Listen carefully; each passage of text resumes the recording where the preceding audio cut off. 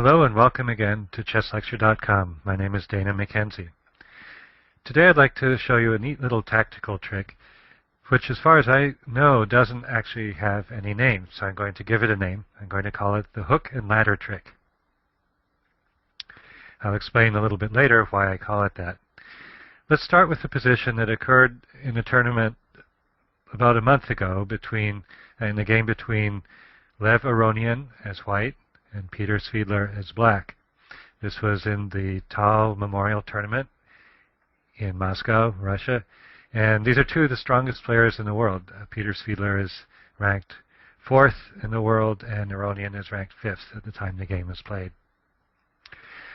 As we look at this initial position, you can see that white has the possibility to play queen takes d3, winning back a pawn. He has sacrificed a pawn several moves earlier, so he's eager to do this. Now what I want you to do is pause for a bit and take a look at the position after queen takes d3. So what I want you to think about is whether black can win back the pawn and stay ahead in material starting from this position. Take a look at black's most likely move and see if you can tell what's going to happen next. Are you ready? First, black takes the pawn on d4. And now Aronian, not suspecting anything out of the ordinary, plays the natural pawn takes pawn to recapture. And here, Svidler plays a move that wins the game immediately. Rook to e1 check. And as you can see, white has no good options. If he takes the rook, then he loses his queen. Or, of course, his only other option would be to play queen to f1, and then he would be checkmated immediately by queen takes f1 check. So basically, in this position, white has no good options, and in fact, Aronian immediately resigned. A rather embarrassing loss for a very strong grandmaster. Okay, this move, rook to e1 check, is what I'm going to call the hook and ladder trick. Let me explain to you why I call it that. I think of the d file as being the ladder here. The queen is like, white's queen on d3 is like a person standing on top of a ladder, and the rook on d1 is like the person standing at the bottom of the ladder holding it up. And what black has done is play rook to e1 check, which pulls the person holding the ladder away. And guess what happens when you pull the bottom out of a ladder when somebody's standing on top of it? Well, it's not very good for the person standing on top of it. Okay. So the black rook is what I call the hook.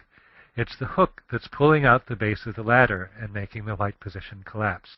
So to execute the hook and ladder trick, you can see there are a couple ingredients. First of all, you need a back rank check.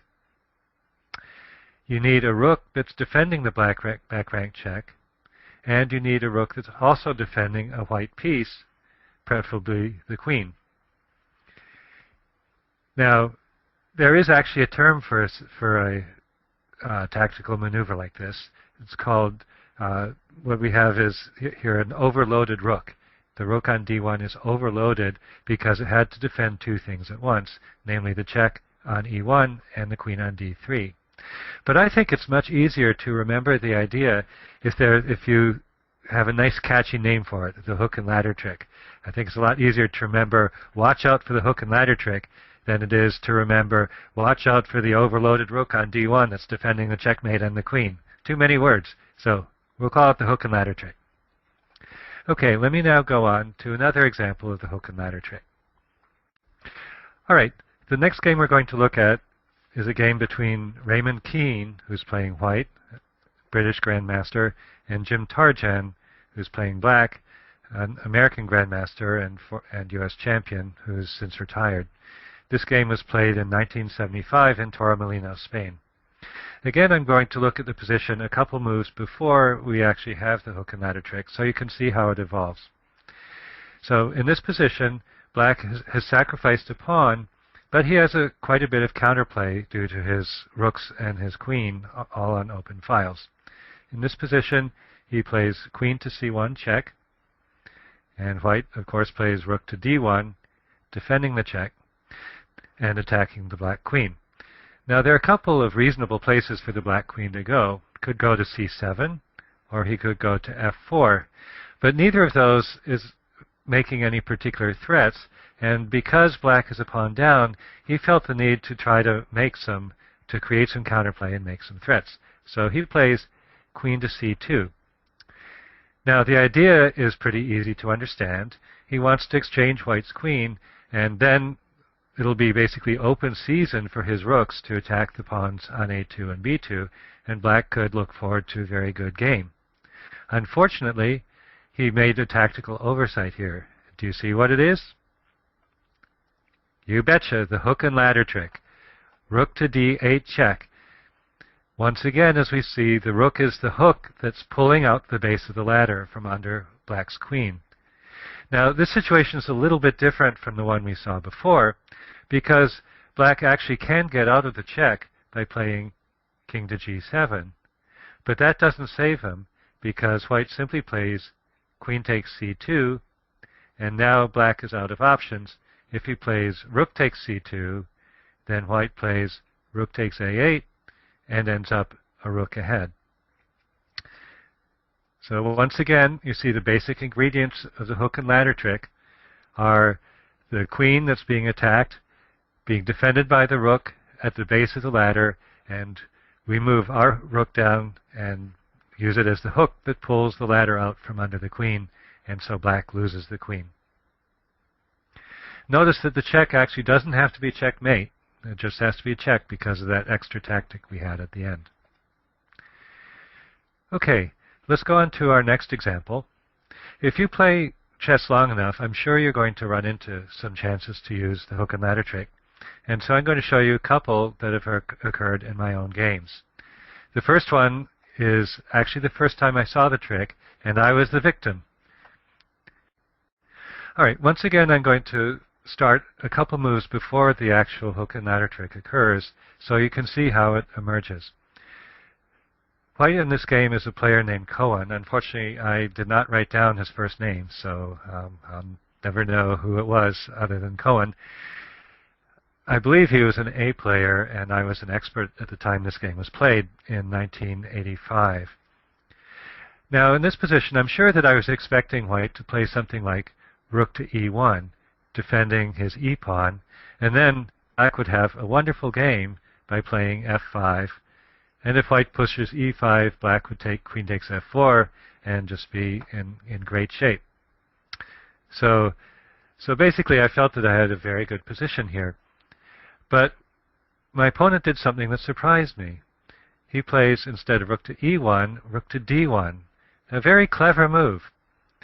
Now, it looks as if he's just letting me have the e-pawn for free.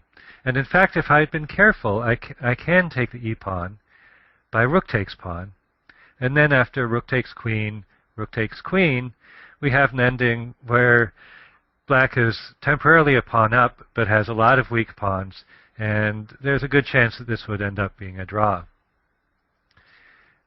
So I probably looked at that, didn't care for it too much, and instead I played queen takes pawn, which seems like an obvious move, a natural move, doubling my rook and queen on the same file.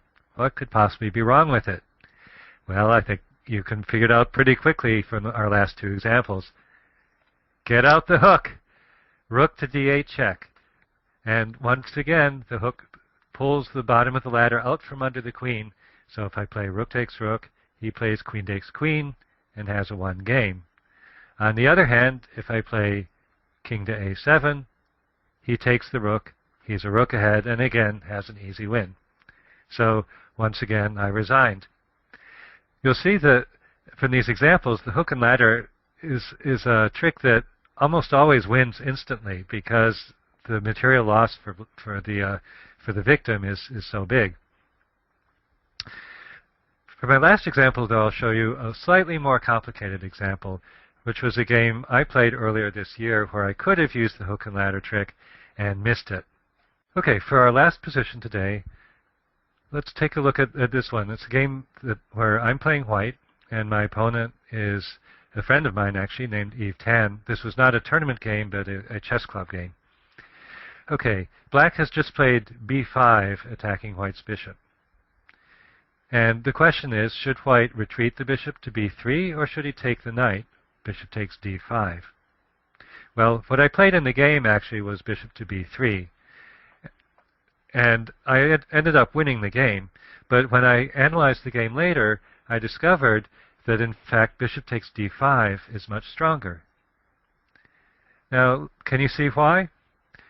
The reason, first of all, black's move is obvious. He's got to play knight takes bishop. And now, what is the winning move for white here? Well, he's not ready for the hook and ladder yet, but he can set it up with rook takes knight. Again, if black doesn't want to just be down a piece, he's got to take with the queen. And now we have the classic hook and ladder position. We've got the back rank open, and so white plays rook to e8 check, pulling the ladder out from under the queen. In this case, black has nothing to do except take the rook, and then white plays queen takes queen with the one game. It's a little bit less cut and dried than our other examples, because black could play on for here for a little while. He's got two rooks against a queen and a bishop.